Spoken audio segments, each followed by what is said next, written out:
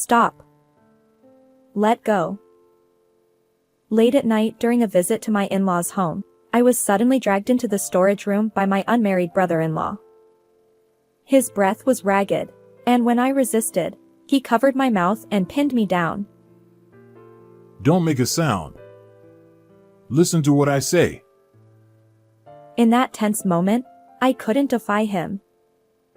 Then, 3 minutes later, I heard voices outside, my husband and a crowd. Unable to seek help due to fear, I braced myself for the worst. My name is Emily Brown, and I'm 29 years old.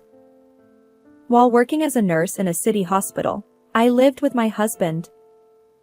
I met my husband Henry, who is 3 years older, through a marriage agency.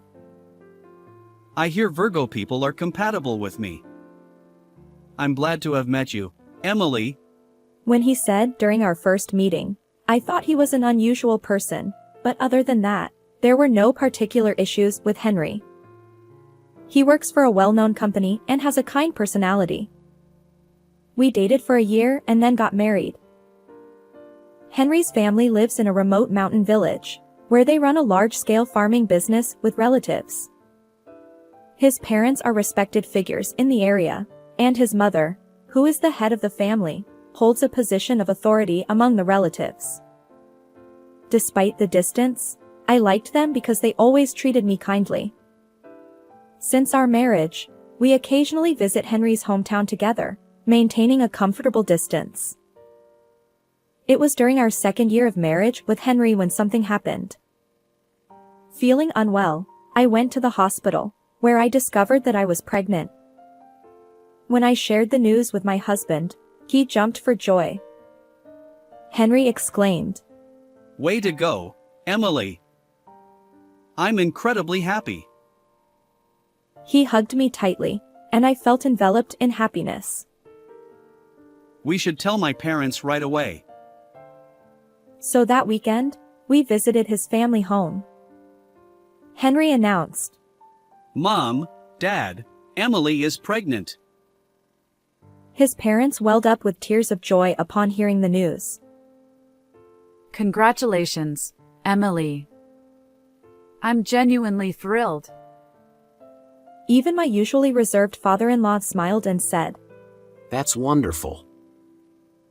Grateful for my in-laws' warm reception, I replied, Thank you very much. Emily, is it true that you're pregnant? Suddenly, I heard a voice from behind, and when I turned around, there stood Noah, my brother-in-law, in sweatpants. Noah, 6 years older than Henry, usually led a reclusive life at my in-laws' home. His unkempt hair and somewhat disheveled appearance gave off an eerie vibe as he stared at me in surprise. I replied, Yes, Noah. I'm pregnant. We had never spoken properly before, and he hadn't even attended our wedding. His sudden approach left me flustered. Upon hearing my response, Noah widened his eyes and promptly retreated to his room. My mother-in-law consoled me. Don't mind him. He's an otherworldly recluse who rarely offers congratulations. My husband added, Yeah, he has always been eccentric. Just think of him as non-existent. Despite their reassurances, I couldn't shake off my discomfort. Since our marriage, whenever we visited my in-laws' home, Noah would fixate on me with dark eyes, leaving me with an eerie feeling. It wouldn't be an exaggeration to say that I harbored a strong aversion toward Noah. That day, bidding farewell to my in-laws, we returned to our home.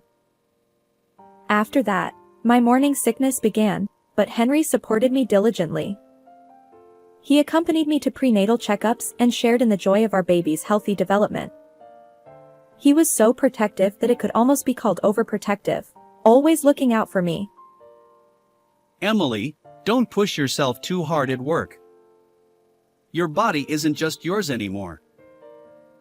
I chuckled and replied, Don't worry, I've already talked to my workplace, and they've lightened my workload. I eagerly awaited the day when I could give birth to our child. About a month after our last visit to my in-laws' home, something happened. Hey, Emily. Let's go back to my parents' place next week.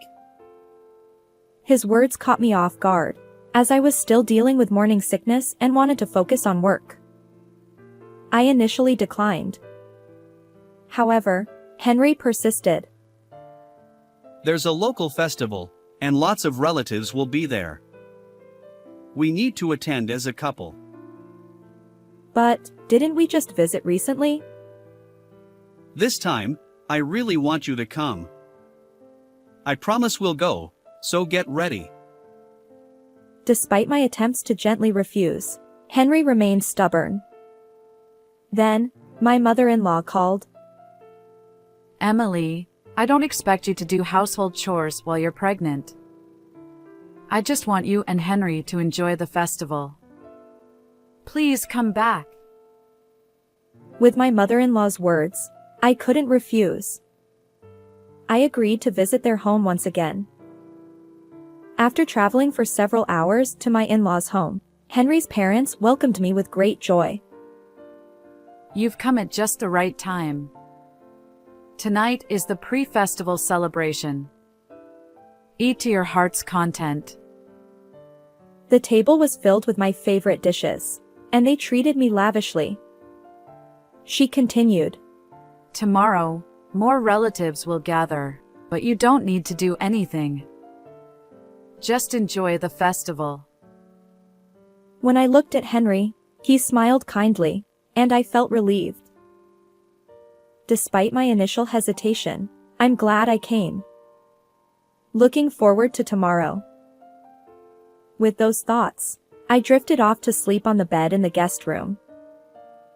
However, after what seemed like several hours, I was abruptly awakened by a strong pull on my arm. I found myself being dragged into the storage room across from the guest room. In the dim light, I confirmed the person pulling my arm. It was none other than my reclusive brother-in-law, Noah. A chill ran down my spine. Trapped in the storage room, I regained my senses. Stop. Let go. I screamed with all my might, but Noah covered my mouth and pinned me against the wall. Feeling my virtue threatened, I struggled desperately, but his strength was overpowering, and I couldn't escape. Noah commanded. Don't make a sound. Listen to what I say. Silenced, I managed to nod in response. As I was trapped for about 3 minutes, I suddenly heard voices outside, my husband and many relatives conversing. Despite wanting to seek help, I judged it dangerous to defy Noah, so I remained silent. As the distant presence faded and quiet settled in, my brother-in-law stared at me intently. Enough talking. Just follow me. He handed me a bag containing valuables, and we made our way through the backwoods. There, a car awaited us. When he got into the driver's seat and told me to, I also got into the car. What on earth is going on? He then began to speak, revealing something truly horrifying. I can't believe it. Trembling with fear and anger, I listened. 3 days later, Noah led me back to the village, and I opened the front door of my in-laws' home. Emily. Where were you? I called multiple times, and you didn't answer. Disappearing like that. My husband, who had arrived at the entrance, suddenly shouted at me. Perhaps it wasn't surprising, considering I hadn't returned his calls that day. My in-laws looked shocked by Noah's presence next to me. Emily, you were with Noah for these 3 days? What's going on? As Noah and I entered the house, we faced them in the living room. Hey, why don't you say something instead of staying silent? What's going on here? Why are you with my brother? I took something out of my bag and placed it on the table. Henry, please divorce me. What? Both my husband and in-laws were wide-eyed as they looked at the signed divorce papers I handed over. Why the sudden divorce? I've been kind to you, a good husband, haven't I? I met Henry's gaze as he frowned. I know everything now. No need for pretense. What? Who's the sacrificial victim? Actually, when I was trapped by my brother-in-law in the storage room, I faintly overheard a conversation. It was my husband and other relatives saying, "The sacrificial victim is missing, find them." You did indeed refer to me as a sacrificial victim. Furthermore, didn't you order the relatives to find me, make me smell some substance, and then tie me up and bring me back, Mom? As I calmly recounted this, both my in-laws and Henry seemed taken aback. Huh? What are you talking about? Were you half asleep? Oh dear, Emily, you're saying such strange things. At that moment, I looked directly at them. I asked Noah about the wolf faith of the clan. As we fled in the car, my brother-in-law explained that nearby relatives and those living in the area worshipped something called the wolf. They held festivals to celebrate abundant harvests, offering harvested crops and more. However, during years of poor harvests, a different type of offering was made to pray for prosperity. When I asked, "What kind of offering during poor harvests?" he hesitated. A pregnant woman born under the Virgo sign. Sacrificing her is believed to bring prosperity. I was stunned by this unbelievable tale, but the strange behavior of my husband, in-laws, and relatives confirmed that Noah wasn't lying. Apparently, this year's harvest was exceptionally poor. So, you plan to sacrifice me, right? I questioned Henry, who continued to deny it. Hey, it's 2024.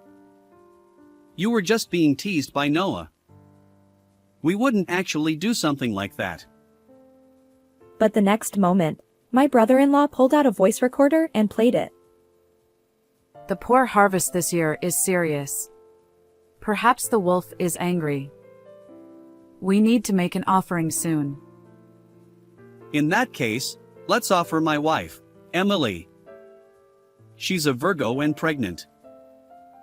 Well done, Henry. You've thought this through for the family. Then, during the next visit, we'll target her in the middle of the night. The recording revealed their strategy to capture me, orchestrated by my husband, in-laws, and relatives. As they listened, Henry and his parents turned pale. Hey, did you secretly record us? My husband lunged at Noah, attempting to snatch the voice recorder. But my brother-in-law deftly evaded him, glaring silently at Henry and his parents.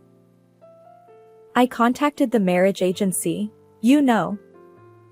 Heard you had a strong preference for Virgo women. Did you marry me with the intention of sacrificing me from the start?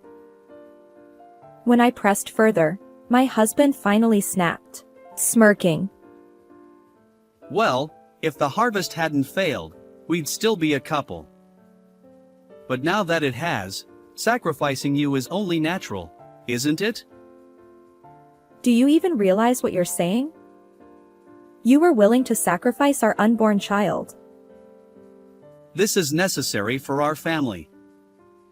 It can't be helped. Where did the kind-hearted husband go? Before me stood Henry, fully immersed in the twisted tradition, wearing a malevolent grin. Wolf. I won't be a victim of such absurd faith. I'm divorcing you and escaping. Write up the divorce papers. As I shouted, my mother-in-law raised her eyebrows. How dare you mock the wolf? You wretched wife. My father-in-law and husband stood up, gripping my arms from both sides. We haven't completed the ritual yet. Even now, we'll sacrifice you. Pinned down by them, my mother-in-law approached, holding a cloth soaked in some substance. However, in the next moment, Don't move. with that shout, a detective burst into the living room. My husband and in-laws froze in shock at the sudden police intrusion. Noah and I have been discussing everything at the major police station in town. Today, the detective is escorting me. There's an ongoing investigation in the neighborhood. Upon hearing my words, my mother-in-law widened her eyes and looked at Noah. You talked to the police. Yeah, I spilled everything. My fiancé was also sacrificed. But my brother-in-law's revelation wasn't just about the wolf faith. 10 years ago, during another year of poor harvest, his fiancée, a woman named Sophia, was sacrificed by the family. Noah had tried to save her. She was pregnant with his child, but he ended up locked away, not knowing where to turn. Losing his fiancée drove him to mental anguish, and he became a recluse. I regret not being able to save Sophia. That's why I pretended to be aloof all these years, watching over you to prevent another victim. Yes, from the beginning, my brother-in-law had been trying to protect me. On the day he learned about my pregnancy, he expressed genuine concern that I might become a sacrifice. And all his actions that day were aimed at helping me escape. Henry, you've been steeped in the wolf faith for years. When I found out she was a Virgo, it sent shivers down my spine. You're going too far. And what about Sophia? You were behind that too. Trying to sacrifice Emily, even her. None of you are human. You're monsters. As the police apprehended my in-laws and husband, they glared at Noah and me with hatred. Finally, your crimes are exposed. Let this wretched house fall. Facing them, my brother-in-law's eyes met theirs, and they shouted, "This is absurd." Suddenly, another officer hurried over and whispered something to the detective. We've just discovered multiple skeletal remains in what appears to be a shrine deep in the mountains on your property. Can you provide more details? Oh. It's over. My in-laws turned pale and slumped in defeat. Henry fixed me with bloodshot eyes. This is all your fault. Don't think you'll get away with this. I won't forgive you for sacrificing so many lives for this ridiculous faith. Surrender quietly and pay for your sins. I directed my final words at him. Afterward, my in-laws and husband were led away, shouting. When I glanced at my brother-in-law, tears streamed down his face. Subsequently, a police investigation revealed that the family had been conducting rituals for over a century.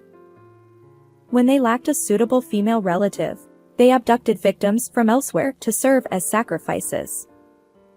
Among the skeletal remains found, one belonged to Sophia, who had gone missing. Both my in-laws and Henry, along with other relatives involved in the incident, were arrested. The case received significant media attention, and their ancestral home is undoubtedly on the brink of ruin. My in-laws and husband are now behind bars, unlikely to emerge anytime soon. My brother-in-law, uninvolved in the events, will start a new life in the city. He spoke of living in remembrance of Sophia, sounding somewhat lonely. As for me, the divorce from Henry was finalized, and I moved back to my parents' house. My child was born safely, and with my parents' support, I navigate the challenges of motherhood. Moving forward, I intend to face life with strength and resilience. How did you find this story? Don't forget to subscribe to our channel. Until next time.